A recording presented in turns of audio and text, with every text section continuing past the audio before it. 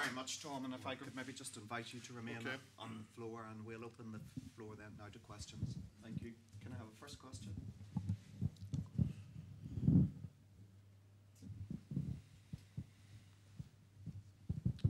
Thanks.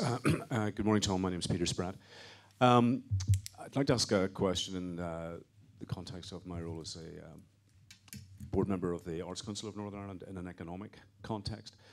The Irish Times recently described Ireland, I'm talking the island, the geographical entity, not the political, as the world's smallest cultural superpower, and went on to articulate just how significant that could be in terms of economic well-being. I'm just wondering what the Ulster Unionist Party's position is on arts and culture as a contributor to the economic well-being of Northern Ireland going forward.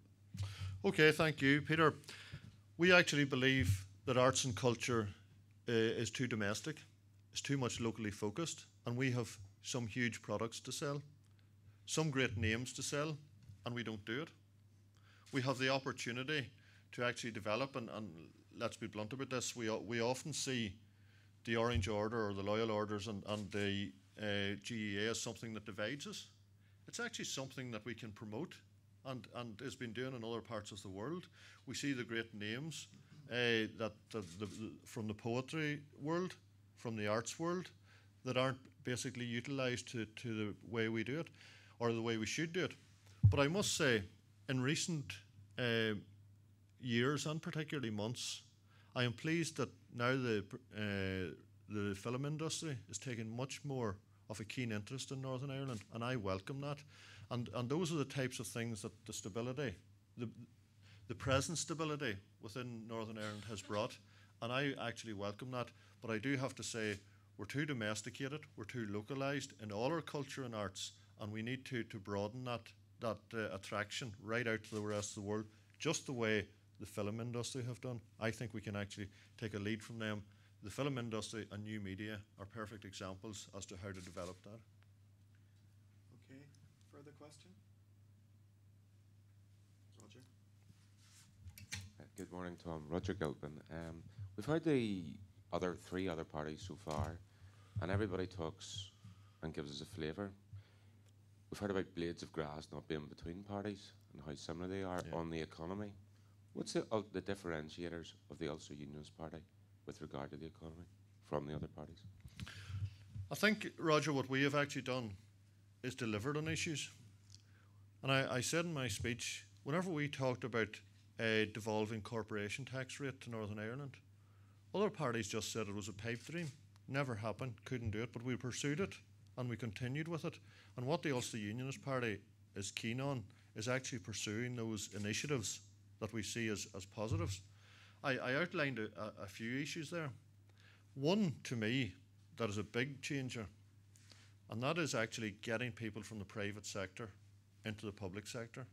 Now, I know that's not always easy, but people have a huge wealth of experience, and I'm sure I'll be surprised if you don't know this as well as I do, that many people in a senior level within the public sector have no idea how the private sector operates, and they can't bring that wealth of experience. And far be it from me, from being a unionist, to tell you this, but on occasions when I have had to go to the Dáil on committee business, I actually see ideas coming to ministers there, and ministers go and tell their senior civil servants, look, there's a good project, make that happen. I don't want you coming back with how it can't happen. I don't want you coming back saying that there's a report of 22 years ago saying, oh, we can't do this, Minister. I want you coming back with solutions, and we haven't got to that stage yet, Roger. And that is one of the issues that we need to resolve in Northern Ireland, is actually helping to grow that private sector. And you only have to look at planning as an example. We have not yet got a streamlined system, a fluent system, where you can get planning issues sorted in a matter of months. And that is why, again, sorry to keep going back to the Republic, that is why they have the opportunity of third-party appeals, because they deal with the planning applications in a speedy and efficient manner. And then they have the time for the third-party appeals, and it can go right through the entire system within 12 or 15 months. Quite often here, business planning applications wait for over 3 years. So that's what we want to do in the Ulster Unionist Party, is streamline the entire government system. And I think that's one of the keys that we put a focus on. The other issue, Roger, that I do want to highlight, I didn't mention it in my speech, and that is more private investment into the public sector. I think we have huge opportunities, because it's done in other areas, where actually you can bring the private sector in. I'm not talking about just simple public-private partnerships. It's about much more. It's about bringing in venture capital opportunities into the public sector. For example, within Northern Ireland Water, there are huge opportunities there. Within the Northern Ireland Forest Service, there are huge opportunities. That's only a couple. There are far more. There are opportunities, and I've seen this happen in both Scotland and England, whereby a number of governmental departments actually come together within one large town, and they have their base within one area. Instead of having 7 or 8 different sites, they can have it all in one site, and it reduces that backroom staff. Those are the types of ideas that we want to develop, and clearly they're positioned to help the private sector. Okay. Can I just add something to that? You know the way you're talking about public servants, they're obviously very risk averse because they've been criticised heavily in the past. How can we deal with that? Something we just have to live with?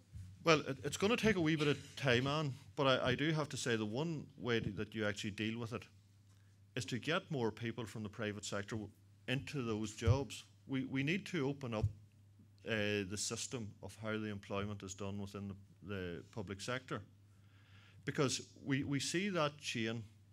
Once you get up one level within the civil service, you almost automatically go to the next level and to the next level. And if you don't mind me saying it, there's almost a click there whereby you keep moving up that chain. And until There's an opportunity when Bruce Robinson's going now. well, I do think there are opportunities in every department, but unless we change the system within government of how those people are appointed, then we're not going to change it at all. We need to change the system first. Sorry, Roger.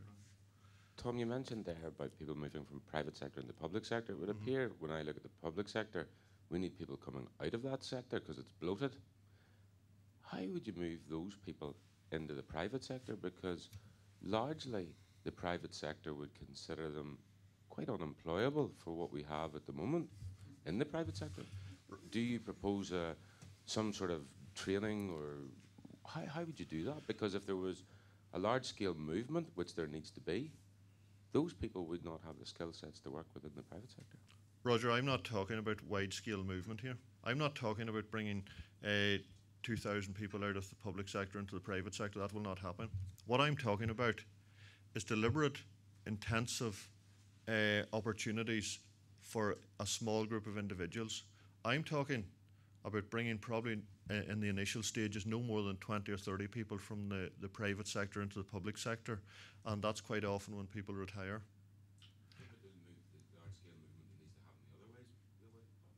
From the If we reduce, well, take for example, we reduce the health budget, and we say it's going to be 5% or 10% or whatever. That's 3,000 redundantly. Where do those people go? Well, I do think it's a bit unfair to say a lot of those people wouldn't have the skills. A lot of those people are actually backroom staff. A lot of those people would be administration staff, and they would have to just be accommodated within the private sector. I'm not saying have to be accommodated, but they would. Those people would soon have to adapt. Instead of stopping every evening at 4:30 or 5 o'clock, if you had a system whereby they needed to work on to finish something to 5:30 or 6 o'clock, they would have to do it. Look, that's the reality. That's life. Roger, that has to take place. If those people want jobs and want to continue working, those are the types of sacrifices that they're going to have to make. I had one good friend actually who moved from the public sector into the private sector, and he was always used to that flexible working arrangement. Many an evening he would have been there to 7:30, 8 o'clock finishing jobs, and he moved to the Department of Agriculture, I can tell you, and he was finishing off a report one evening, and the security man came round, and he was still there at 10 to 6. Security man says, "What are you doing here?" He says, "I'm finishing this report. I'll be finished it in an hour." He says, "If you will, you'll be here tomorrow because I'll lock you in." Then the next morning he went to print the report. He was only new, he was only there a couple of weeks. And he said to his boss, he says, I need this report printed. He says, you know, need to share it with colleagues. Oh, he says, send it up to the printing log. But he says, I need it now. Oh, he says, you'll get it whenever they're ready. Now, those are the types of things that is no way to run a business. So it's no way to run the public sector. Those are the types of things need change, Roger. And I have to be honest, we haven't got to grips with it. We haven't.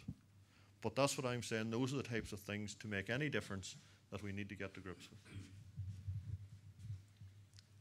Tom, maybe I could just ask you to share your views on the enterprise zone. You mentioned that you've outlined that in your policy document manifesto. We in the Chamber have been leading in that particular area, and indeed only a few weeks ago we launched our own document on the enterprise zone. Perhaps you could share with us your views on what should be included in an economic enterprise zone over and above corporation tax. Yeah, well, I think what we need to look at are opportunities for number one, manufacturing, so that we need to give them an incentive again. We need to get that type of business rolling that actually grows our economy. So within an enterprise zone, I would see the rates going back to zero for that type of business. We need to give the small retailers a help as well, particularly within regional towns. We need to look at opportunities there for the rating system. And most of all, what I really think we need is a breakdown of the regional rate so that we can actually take some of the regional rate out. Your local rate, everybody knows where the money is spent there at local council level. We don't know where the regional rate is all spent. Some people say there's approximately so much going to water, so much going to policing, so much going to roads. We need a breakdown of that so that we can then pick out parts of that and allow that to be taken out of the rating system for small retailers as well. Those are only a few of the ideas. There are obviously many more, but we need to target the people that need help and assistance to grow the economy, and I think that's key. And I have to say, what we don't want is a broadband or a broad base for everyone in Northern Ireland. I think there are opportunities in certain areas. For example, for Fermanagh, we have huge opportunities in the tourist industry, particularly cross-border tourism. I think there should be incentives and opportunities there for those involved within the tourist industry to lighten their load and give them assistance. Thank you, Tom. Hi, Michael Bell, Northern Ireland Food and Drink. Tom, enjoyed the conversation so far, and if I could make a slight aside first, which is you mentioned the film industry. I'm fortunate to have a friend who actually works for the office of OFM and DFM, and was contracted, because this individual happens to be 6'8", to run around in £25,000 worth of monster suit around Tullymore Forest Park for Game of Thrones, which is just kicking off on Sky at the minute. So I agree with you. I think there's a lot of great things happening out there. The one thing that you didn't mention the whole way through was the F word, being food, something very close to my heart, and I think yours as well. What are your thoughts for how we take Northern Ireland food and drink forward?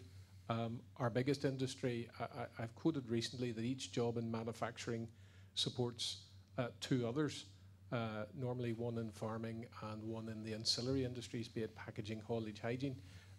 With reference to your comments this morning, I could probably say it's 6 others, because every one farming job supports 5 DART officials. What are your thoughts on how we take this industry forward? I'm on record, and indeed we've put in the public domain, our 2 nearest competitors have both set very aggressive growth targets for their agri-food sectors. Scottish have set 60% growth and the Irish 40% growth. And we're in danger of lagging behind that without a concerted drive. Okay.